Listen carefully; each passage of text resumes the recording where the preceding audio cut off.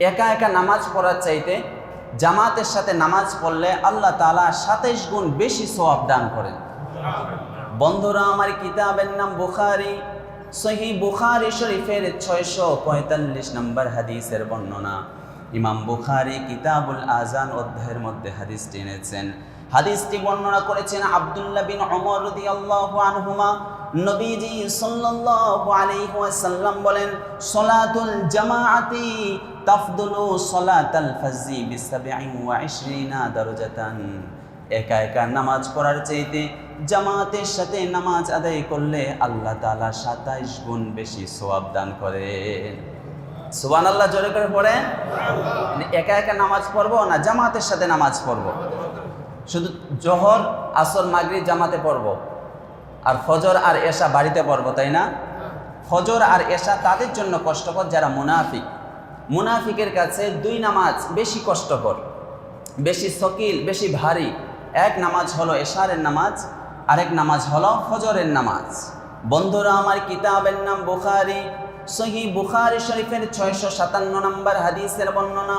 ইমাম বুখারী কিতাবুল আযান অধ্যায়ের মধ্যে হাদিসটি এনেছেন। এই হাদিসটি বর্ণনা করেছেন আবু হুরায়রা রাদিয়াল্লাহু আনহু।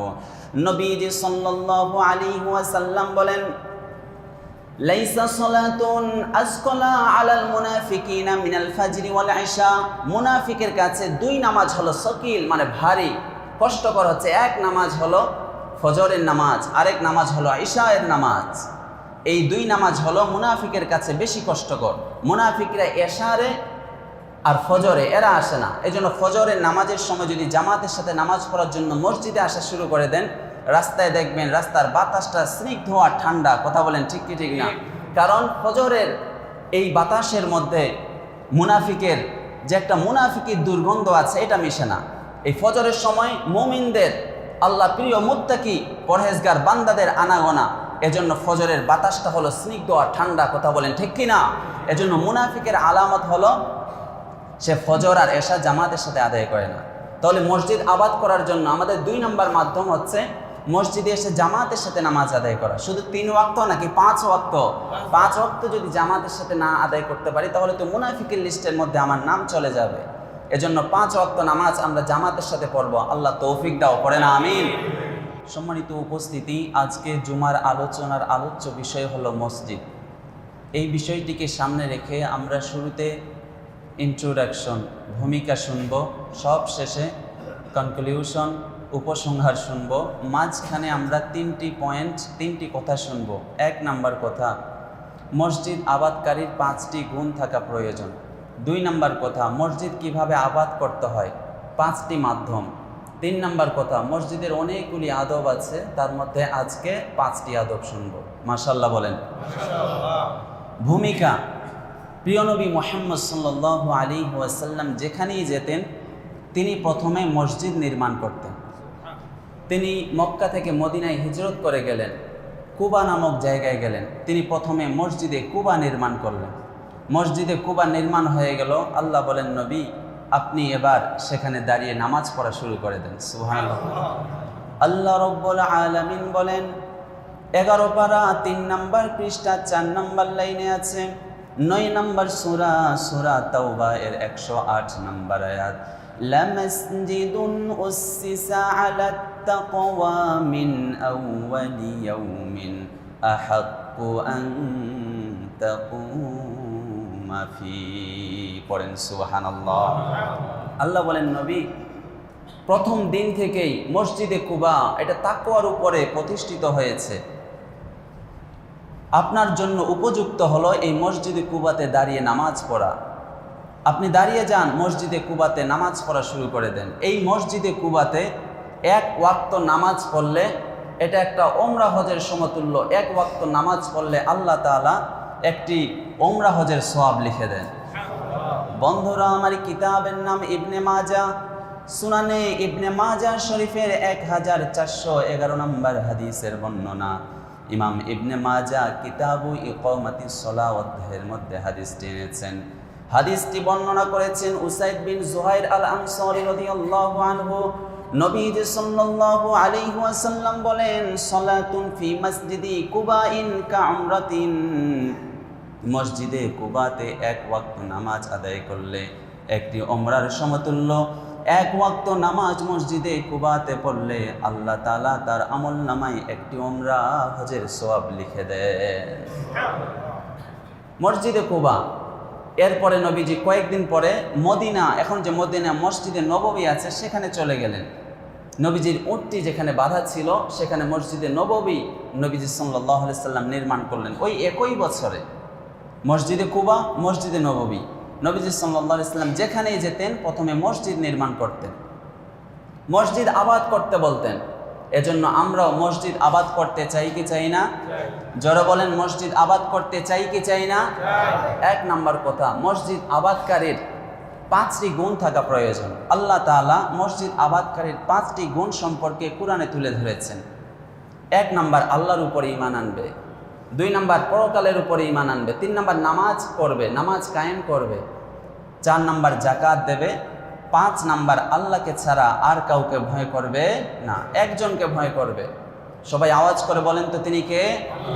আল্লাহ রব্বুল আলামিন বলেন 10 পারা 8 নাম্বার পৃষ্ঠার 8 নাম্বার লাইনে আছে, 9 নাম্বার সূরা তাওবা এর 18 নাম্বার আয়াত, ইন্নামা ইয়া'মুরু মাসাজিদাল্লাহি মান আমানা বিল্লাহি ওয়াল ইয়াউমিল আখিরি ওয়া আকামাস সালাতা ওয়া আতাজ যাকাতা ওয়া লাম ইয়াখশা ইল্লাল্লাহ فعسى أولئك أن يكونوا من المهتدين পড়েন সুবহানাল্লাহ।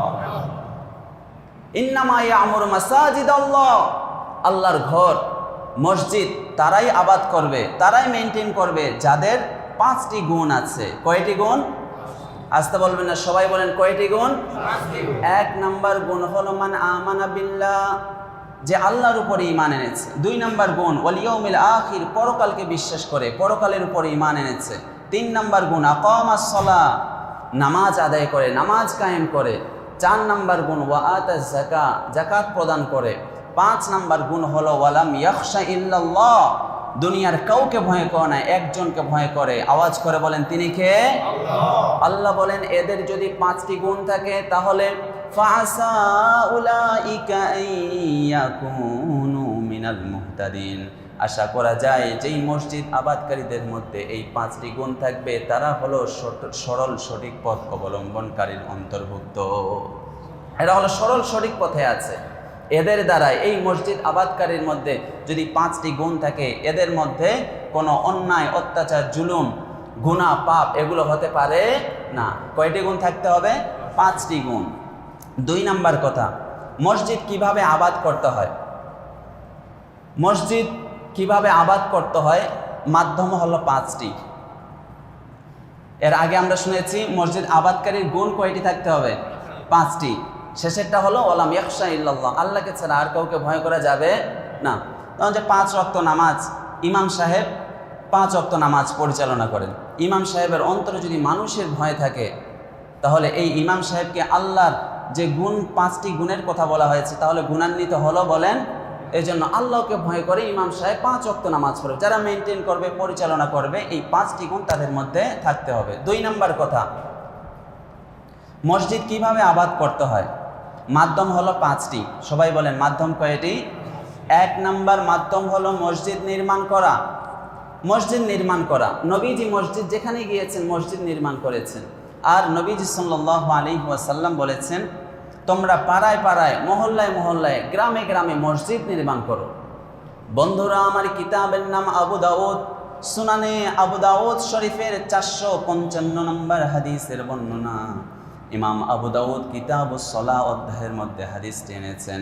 হাদিসটি বর্ণনা করেছেন আম্মা জান আয়েশা সিদ্দিকা রাদিয়াল্লাহু আনহা। তিনি বলেন আমার রাসূলুল্লাহ সাল্লাল্লাহু আলাইহি ওয়াসাল্লাম বিবিনাইল মাসাজিদ ফিদ দুরি, নবীজি পাড়ায় পাড়ায়, গ্রামে গ্রামে, মহল্লায় মহল্লায় মসজিদ নির্মাণ করার জন্য নির্দেশ দিয়েছে, নবীজি নির্দেশ দিয়েছেন।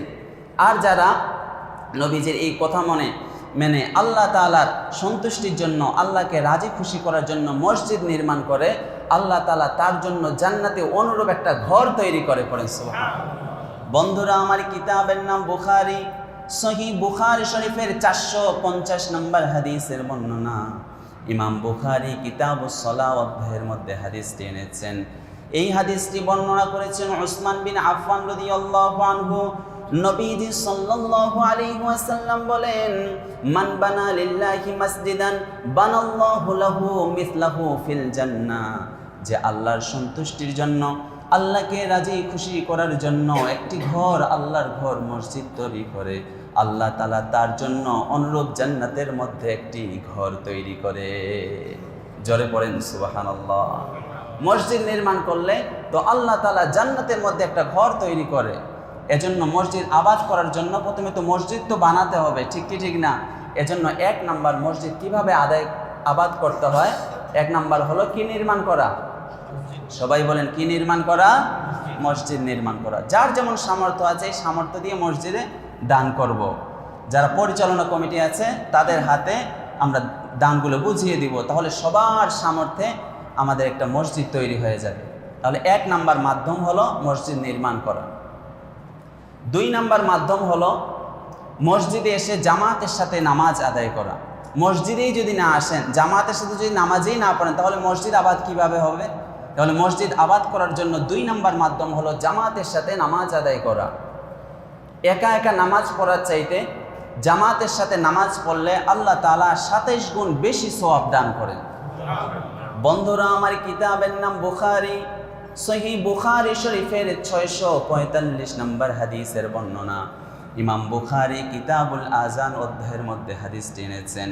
হাদিসটি বর্ণনা করেছেন আব্দুল্লাহ বিন ওমর রাদিয়াল্লাহু আনহুমা। নবীজি সাল্লাল্লাহু আলাইহি ওয়াসাল্লাম বলেন, সলাতুল জামাআতি তাফদুলু সলাতাল ফাজরি বি27 দারাজাতান।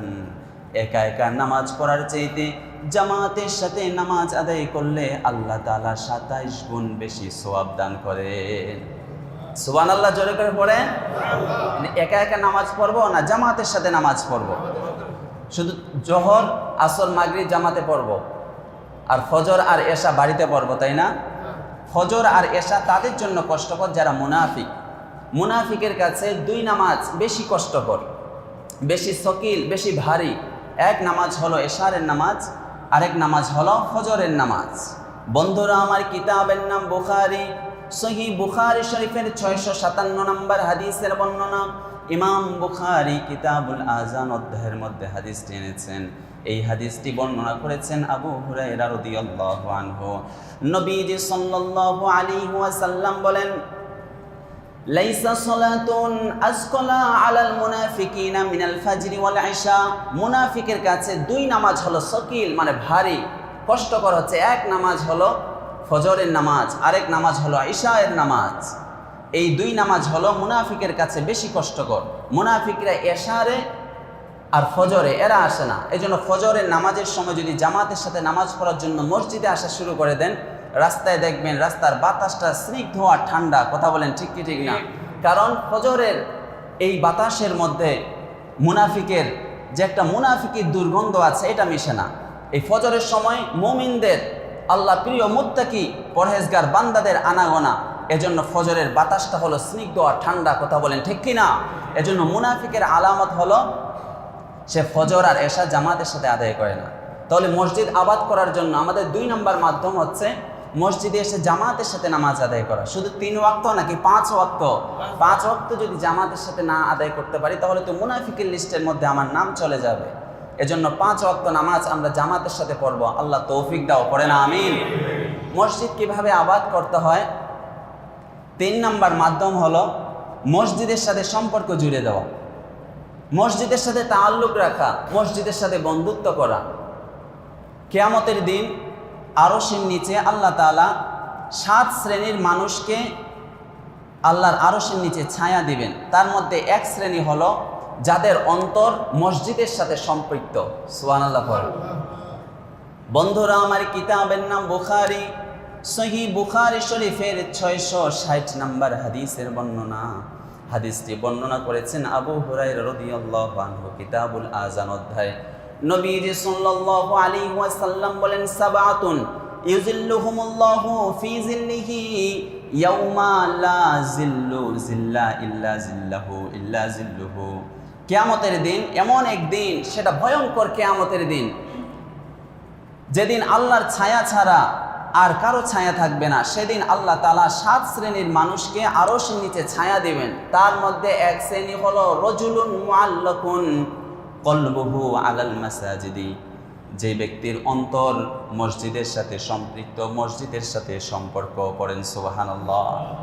আরশের নিচে ছায়া দিবে 7 শ্রেণীর মধ্যে এক শ্রেণী হলো যার সম্পর্ক, যার তাআল্লুক হলো মসজিদের সাথে। এজন্য আমাদের রিলেশনশিপ, ফ্রেন্ডশিপ এটা হবে মসজিদের সাথে।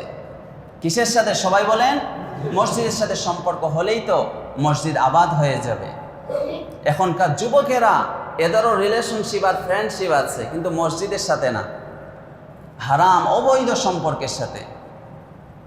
ছেলেরা জীবনগুলো ধ্বংস করে দিচ্ছে এই রিলেশনশিপ, এই সম্পর্ক আর এই অবৈধ ভালোবাসা। একটা মেয়ের জন্যই কি জন্ম হয়েছে? কেমন জানি মনে হচ্ছে একটা মেয়ের জন্যই তার জন্ম হয়েছে। একটা পচা মেয়ের দিকে ঘুরে তার পিছনে ছুটে জীবনটাই বরবাদ করে দিচ্ছে। জীবনটাই বরবাদ, সময় নষ্ট করা না, এটার পিছনে ছুটো না। You know that boy total time is life, student total time is life. বাল্যকাল, ছাত্র জীবন, এটাই তো জীবন। Do not waste time, you loss is life. সময়ের অপচয় করো না বাপ, নষ্ট করো না, জীবনটাই ধ্বংস হয়ে যাবে, জীবনটাই ধ্বংস হয়ে যাবে। যেই মেয়েটার জন্য তোমার জীবনটাই ধ্বংস হয়ে গেল, 5 টাকার ফুচকা আর চটপটি খাওয়ালেই জেনা করে, তোমার সাথে জেনা করে করে এটাকে বিয়ে করে তুমি কি করিবে বলো? এটাকে বিয়ে করলে কি করিবে? এরপরে আরেকজনের সাথে জেনা ব্যভিচারে লিপ্ত হয়ে যাবে। জেনা করে করে কোর্ট ম্যারেজ করে, কোর্ট ম্যারেজ করা হারাম, হারাম। তবে বিয়েটা হয়ে যাবে সাক্ষী থাকলে, কিন্তু হারাম। এই জীবন ধ্বংস করা যাবে না। যারা ভালো ছেলে এদের জন্য ভালো মেয়ে, যারা খারাপ ছেলে এদের জন্য খারাপ মেয়ে। আল্লাহ রাব্বুল আলামিন বলেন 18 পারা 11 নম্বর পৃষ্ঠা 13 নম্বর লাইনে আছে, 24 নম্বর সূরা নূরের 26 নম্বর আয়াত, আল খবিসাতু লিল খবিসিনা ওয়াল খবিসুনা লিল খবিসাত। দুশ্চরিত্রের নারী এটা যোগ্য হলো দুশ্চরিত্রের পুরুষ, আর দুশ্চরিত্রের পুরুষের জন্য যোগ্য হলো দুশ্চরিত্রের নারী। মানে ছেলেটা খারাপের জন্য খারাপ নারী হলো উপযুক্ত, যোগ্য। অত্তয়িবাতু লিত্তয়িবিনা ওয়াত্তয়িবুনা লিত্তয়িবাত। Good character people they will have good character people. ভালোর জন্য ভালো, ভালো চরিত্রের জন্য ভালো। সৎ চরিত্রের মেয়ের জন্য সৎ চরিত্রের ছেলে, সৎ চরিত্রের ছেলের জন্য সৎ চরিত্রের মেয়ে। এজন্য এই একটা পচা সম্পর্কের দিকে আমি ধাপিত হয়ে আমার জীবনটা নষ্ট করব না, জীবনটাই বরবাদ করে দিচ্ছে কত ছেলে, জীবন বরবাদ। এজন্য হারাম অবৈধ সম্পর্কের সাথে আমার তাআল্লুক আর সম্পর্ক থাকবে না। আমার সম্পর্ক থাকবে মসজিদের সাথে। মসজিদের সাথে যদি আমরা সম্পর্ক জুড়ে দিই তাহলে মসজিদ আবাদ হয়ে যাবে। কথা বলেন ঠিক কি না? এজন্য 3 নম্বর মাধ্যম হলো তাআল্লুকুন বিল মসজিদ, মসজিদের সাথে সম্পর্ক জুড়ে দেওয়া। 4 নম্বর মাধ্যম হলো মসজিদ আবাদ করার, মসজিদ পরিষ্কার পরিচ্ছন্ন রাখা, মসজিদ ঝাড়ু দেওয়া, মসজিদ পরিষ্কার পরিচ্ছন্ন রাখা। ওই যে নবীজি সাল্লাল্লাহু আলাইহি ওয়াসাল্লাম প্রথম যে মসজিদে কুবা নির্মাণ করেছিলেন, এই মসজিদে কুবা যখন নির্মাণ হয় তখন সেখানে এমন কিছু মুসল্লি ছিল যারা মসজিদ পরিষ্কার পরিচ্ছন্ন রাখতে তারা ভালোবাসতো। এজন্য আল্লাহ তাআলা তাদের ব্যাপারে আয়াত নাজিল করে দিয়েছেন। পড়েন আল্লাহু আকবার।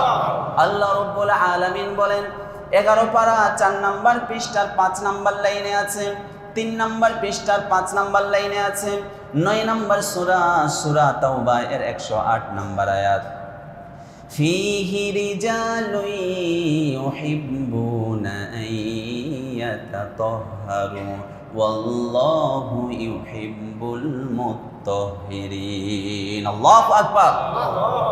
মসজিদে কুবার মধ্যে এমন কিছু লোক ছিল যারা মসজিদ পরিষ্কার পরিচ্ছন্ন করতে ভালোবাসে। এজন্য আল্লাহ তাদের ব্যাপারে ঘোষণা দিলেন আল্লাহু ইউহিব্বুল মুত্তাহহিরিন। যারা পরিষ্কার পরিচ্ছন্ন পাক পবিত্রকে ভালোবাসে আল্লাহ তাআলা তাদেরকে ভালোবাসে। পড়েন সুবহানাল্লাহ।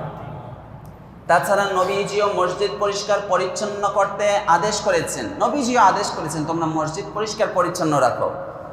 বন্ধুরা, আমার কিতাবের নাম আবু দাউদ, সুনানে আবু দাউদ শরীফের 455 নম্বর হাদিসের বর্ণনা। ইমাম আবু দাউদ কিতাবুস সালাহ অধ্যায়ের মধ্যে হাদিসটি এনেছেন। হাদিসটি বর্ণনা করেছেন আম্মা জান আয়েশা রাদিয়াল্লাহু আনহা। তিনি বলেন, আমার রাসূলুল্লাহ সাল্লাল্লাহু আলাইহি ওয়াসাল্লাম আন তুনাজ্জাফা, নবীজি মসজিদ পরিষ্কার পরিচ্ছন্ন পাক পবিত্রতা রাখতে নির্দেশ দিয়েছেন। নবীজি নির্দেশ দিয়েছেন।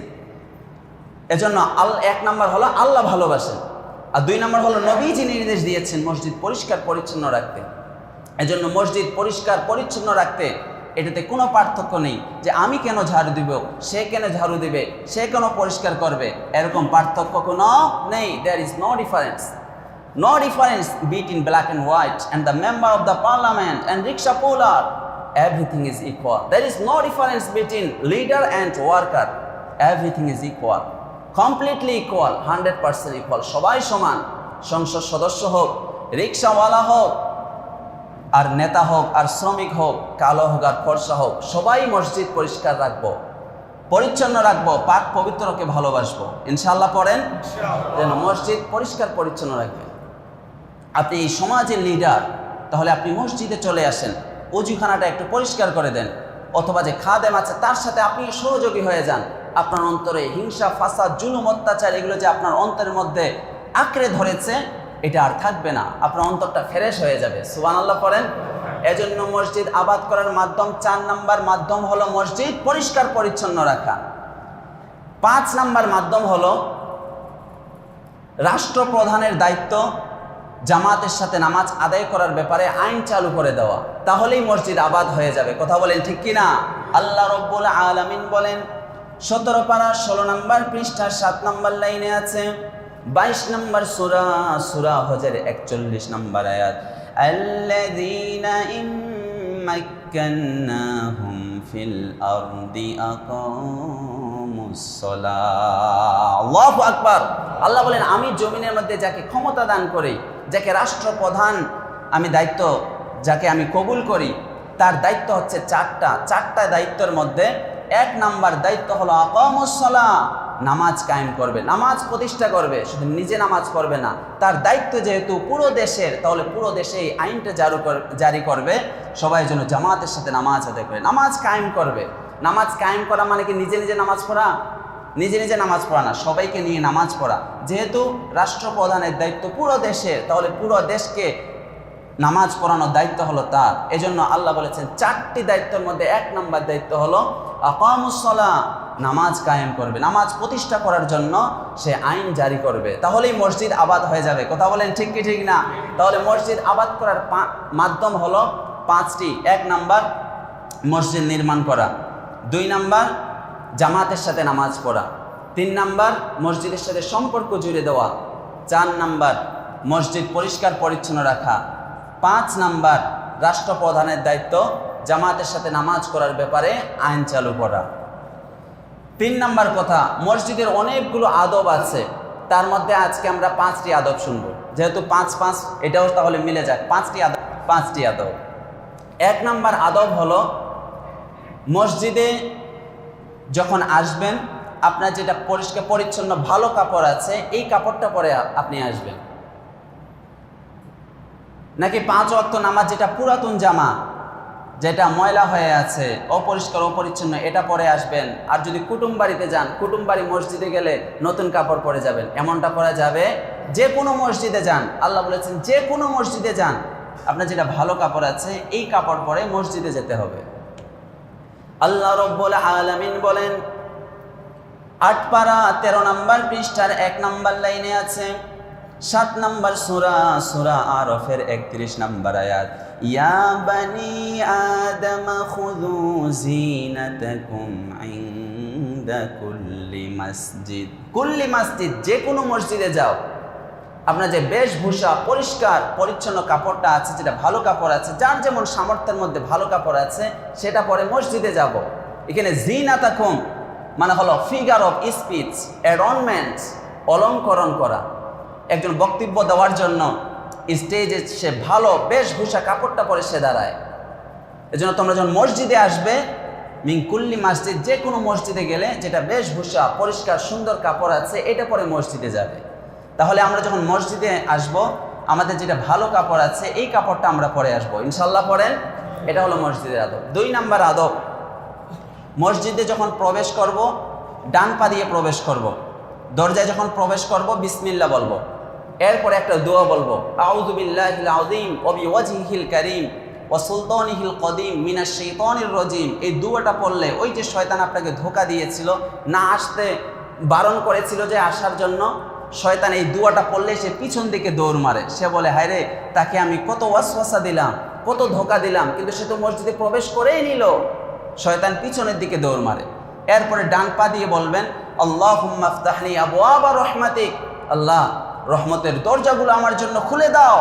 মসজিদের মধ্যে ঢুকলেই রহমত, এজন্য আমরা ঢুকার সময় ডান পা দিয়ে বলবো, আল্লাহুম্মা ইফতাহলি আবওয়াবা রাহমাতিক। আবার যখন মসজিদ থেকে বের হব, বাম পা দিয়ে বের হব আর এই দোয়া পড়ব, আল্লাহুম্মা ইন্নী আসআলুকা মিন ফাদলিক। বাহিরে হচ্ছে ফজল মানে রিজিক, আর ভিতরে হচ্ছে রহমত।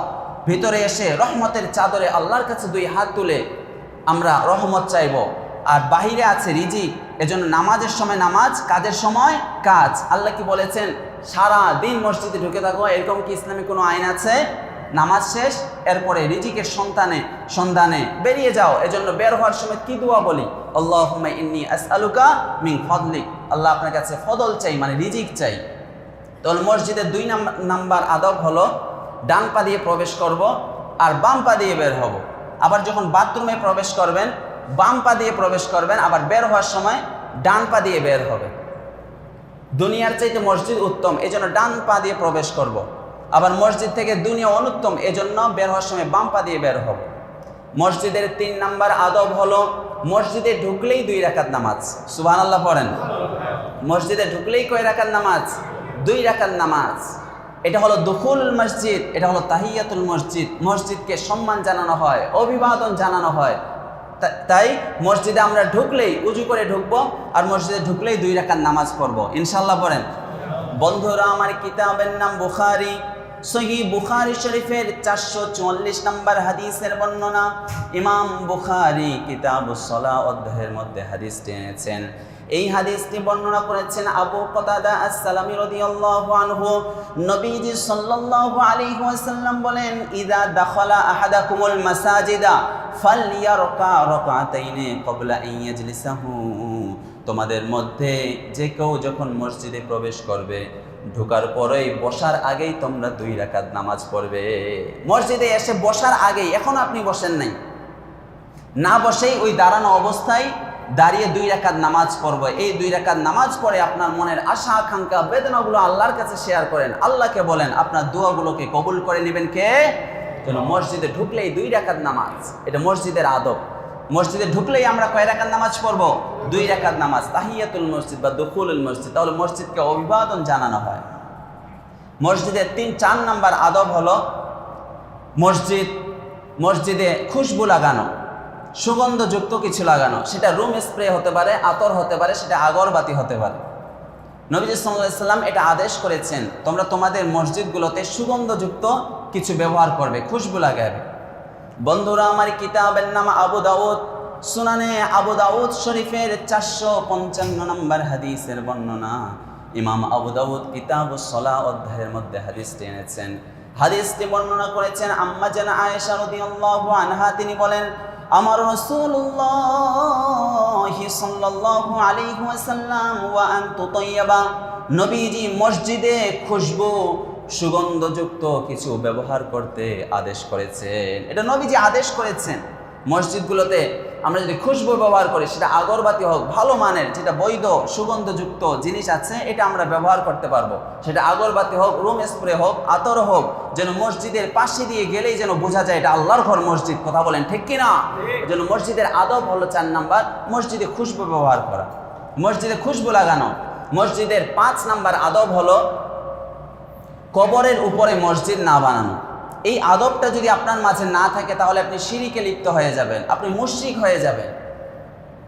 একটা মাজার বানিয়ে রেখেছে, কবর বানিয়ে রেখেছে, 4 দিকে কাতার বানিয়ে রেখেছে, আর সবাই সেখানে গিয়ে সেজদা করে। আমি চিটাগং থেকে এটা দেখে এসেছি। মাজারের চারপাশে কাতার করে রেখেছে, 4 দিক থেকে, উত্তর দক্ষিণ পূর্ব পশ্চিম নেই, 4 দিক থেকে সেখানে সেজদা করছে। এটা হলো শিরিক। কবরের উপরে মসজিদ বানানো যাবে না। নবীজি সাল্লাল্লাহু আলাইহি ওয়াসাল্লাম বলেছেন, তোমরা কবরকে সেজদার জায়গা বানিও না। কিতাবের নাম মুসলিম, সহিহ মুসলিম শরীফের 1075 নম্বর হাদিসের বর্ণনা।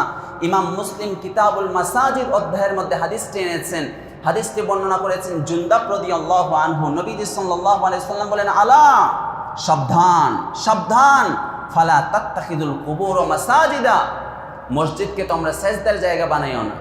একটা কবর, কবরের উপরে মসজিদ, একটা কবর, কবরের উপরে মসজিদ, একটা কবর চারিদিকে কাতার করে রেখেছে, সবাই যায় সেখানে সিজদা করতেছে, এটা বানাইও না। নবীজি বলেন, ইন্নী আনহাকুম আন যালিকা, আমি এটা তোমাদেরকে নিষেধ করে যাচ্ছি। কারণ ইহুদি খ্রিস্টানরা ধ্বংস হয়েছে, অভিশপ্ত হয়েছে, এই কারণে তারা তাদের নবীদের কবরগুলোর উপরে মসজিদ বানাতো। এজন্য আল্লাহ তাআলা ইহুদি আর খ্রিস্টানকে আল্লাহ তাআলা অভিশাপ দিয়েছেন। বন্ধুরা আমার, কিতাবের নাম বুখারী, সহিহ বুখারী শরীফের 1330 নম্বর হাদিসের বর্ণনা। ইমাম বুখারী কিতাবুল জানায়েজ অধ্যায়ের মধ্যে হাদিসটি এনেছেন। হাদিসটি বর্ণনা করেছেন আম্মা জানা আয়েশা রাদিয়াল্লাহু আনহা। তিনি বলেন, নবীজি সাল্লাল্লাহু আলাইহি ওয়াসাল্লাম বলেছেন, লানাল্লাহুল ইয়াহুদা ওয়ান নাসারা, আল্লাহ তাআলা ইহুদি আর খ্রিস্টানদেরকে লানত করেছেন, অভিশাপ দিয়েছেন। কারণটা কি জানেন নাকি? ইত্তাখাযু কুবুর আম্বিয়াইহিম মাসজিদান, ইহুদি খ্রিস্টানরা তাদের নবীগণের উপরে কবর বানাতো, কবরের উপরে মসজিদ বানাতো। এজন্য ইহুদি খ্রিস্টানের উপরে আল্লাহ তাআলার লানত আর অভিশাপ। এজন্য আমরা ইহুদি খ্রিস্টানের মতো মসজিদ, উপরে মসজিদ, সামনে কবর, পিছনে মসজিদ, আগে মসজিদ এরপরে গোরস্থান। কথা বলেন ঠিক কিনা? আগে মসজিদ এরপরে গোরস্থান। মসজিদ হবে পশ্চিম দিকে বাংলাদেশে, আর কবর হবে মসজিদের পূর্ব দিকে, ঠিক কিনা বলেন? মসজিদ সামনে কবর, এর শিরকের অন্তর্ভুক্ত হয়ে যাবে। তাহলে আদব হচ্ছে মসজিদ যখন বানাবো সামনে কোনো কবর রাখবো না। আবার মসজিদের কবরের চারপাশে কাতার দিয়ে, মানে সেজদা করার জন্য এরকম মাজার তৈরি করব না। মাজার জিয়ারত করা এটা হচ্ছে সুন্নাহ, তাদের কবর জিয়ারত করা এটা হচ্ছে সুন্নাহ, কিন্তু সেখানে গিয়ে শিরকে লিপ্ত হওয়া যাবে না। তাহলে মসজিদের 5টি আদব শুনলাম, মাশাআল্লাহ বলেন। আখেরি কথা, শেষ কথা, 3টি মসজিদে সওয়াবের নিয়ত করে সফর করা এটা জায়েজ। কথা বলেন, কয়টি মসজিদ? একটা হলো মক্কা শরীফের মসজিদে হারাম, আরেকটা হলো মদিনা শরীফের মসজিদে নববী, আরেকটা হলো ফিলিস্তিনের মসজিদে আকসা। এই 3টি মসজিদে সওয়াবের নিয়ত করে যাওয়া জায়েজ। কিন্তু আপনি এখানে নিম্নগর আলিয়া জামে মসজিদে নামাজ আদায় করেন। এখন আপনি যদি মনে করেন পাশের মসজিদ পলিটেকনিক জামি মসজিদ, আপনি যদি মনে করেন যে আজকের আসরটা সেখানে গিয়ে পড়ি, তাহলে সওয়াব বেশি হবে, এরকম নিয়ত করে সফর করা যাবে। কিন্তু এই 3 মসজিদে সওয়াবের নিয়ত করে বের হওয়া যাবে, কারণ এই 3টা মসজিদের মধ্যে অনেক ফজিলত আছে। নবীজি বলেছেন, এই 3টি মসজিদে যদি সওয়াবের নিয়ত করে কেউ সফর করে, তার কোনো গুনাহ নেই, তার আরো বেশি সওয়াব। সুবহানাল্লাহ পড়েন। বন্ধুরা আমার, কিতাবের নাম বুখারী, সহিহ বুখারী শরীফের 1189 নম্বর হাদিসের বর্ণনা। ইমাম বুখারী কিতাবু ফাদলিস সালাতি ফি মসজিদি ওয়াল মক্কা ওয়াল মদিনা অধ্যায়ের মধ্যে হাদিসটি এনেছেন। আবু হুরায়রা রাদিয়াল্লাহু আনহু বলেন, নবীজি সাল্লাল্লাহু আলাইহি ওয়াসাল্লাম বলেছেন, লা তাশুদ্দুর রিহাল ইল্লা ইলা সালাসাতি মাসাজিদা, 3টি মসজিদে সওয়াবের নিয়ত করে সফর করা যায়। এই 3টি মসজিদ ছাড়া আর অন্য কোনো মসজিদে সওয়াবের নিয়তে সফর করা যাবে নাকি? এই 3টি মসজিদ কি কি? 1 নম্বর মসজিদ হলো আল মসজিদুল হারামি, মক্কা শরীফের মসজিদে হারাম। 2 নম্বর মসজিদ হলো মসজিদুর রাসূল সাল্লাল্লাহু আলাইহি ওয়াসাল্লাম, মদিনা শরীফের মসজিদে নববী। 3 নম্বর মসজিদ হলো আল মসজিদুল আকসা, ফিলিস্তিনের মসজিদে আকসা। এই 3টি মসজিদে সওয়াবের নিয়তে ভ্রমণ করতে পারবেন, সফর করতে পারবেন। প্রথম মসজিদ মসজিদে হারাম। এই মসজিদে হারাম মক্কা শরীফের মসজিদে হারাম। এই মসজিদে একটি নামাজ পড়লে আল্লাহ তাআলা 1 লক্ষ নামাজের সওয়াব লিখে দেন। বন্ধুরা আমার, কিতাবের নাম আবু দাউদ, কিতাবের নাম ইবনে মাজাহ, সুনানে ইবনে মাজাহ শরীফের 1406 নম্বর হাদিসের বর্ণনা। ইমাম ইবনে মাজাহ কিতাবু ইকামাতিস সালাহ অধ্যায়ের মধ্যে হাদিসটি এনেছেন। এই হাদিসটি বর্ণনা করেছেন জাবের রাদিয়াল্লাহু আনহু। তিনি বলেন, নবীজি সাল্লাল্লাহু আলাইহি ওয়াসাল্লাম বলেছেন, সলাতুন ফি মসজিদিল হারামি আফদালু মিন মিআতি আলফি সলাতিন। কেউ যদি মক্কা শরীফের মসজিদে হারামে এক ওয়াক্ত নামাজ পড়ে, আল্লাহ তাআলা তার আমল নামায় 1 লক্ষ নামাজের সওয়াব লিখে দেন। জোরে পড়েন সুবহানাল্লাহ। মিয়া মানে হলো 100, আর আলফ মানে হলো 1000। 100,000, 100,000 কত হয়? 1 লক্ষ। 1 ওয়াক্ত নামাজ পড়লে 1 লক্ষ ওয়াক্ত নামাজের সওয়াব। দ্বিতীয় মসজিদ কি বললাম? মসজিদে নববী। এই মসজিদে নববীতে 1 ওয়াক্ত নামাজ পড়লে আল্লাহ তাআলা 1000 নামাজের সওয়াব লিখে দেন। বন্ধুরা, আমার কিতাবের নাম বুখারী। সহিহ বুখারী শরীফের 1190 নম্বর হাদিসের বর্ণনা। ইমাম বুখারী কিতাবু ফাদলিস সালাতি ফি মসজিদি মক্কা ওয়াল মদিনা অধ্যায়ের মধ্যে হাদিসটি এনেছেন। হাদিসটি বর্ণনা করেছেন আবু হুরায়রা রাদিয়াল্লাহু আনহু। নবীজি সাল্লাল্লাহু আলাইহি ওয়াসাল্লাম বলেন, সালাতুন ফি মসজিদি হাযা খায়রুন মিন আলফি সালাতিন ফিমা সিওয়াহু ইল্লাল মসজিদাল হারাম। আমার মসজিদে নববীতে কেউ যদি 1 ওয়াক্ত নামাজ পড়ে, আল্লাহ তাআলা তার আমল নামায় 1000 নামাজের সওয়াব লিখে দেন। সুবহানাল্লাহ। আর একটু জোরে পড়েন, 1000 রাকাতের সওয়াব।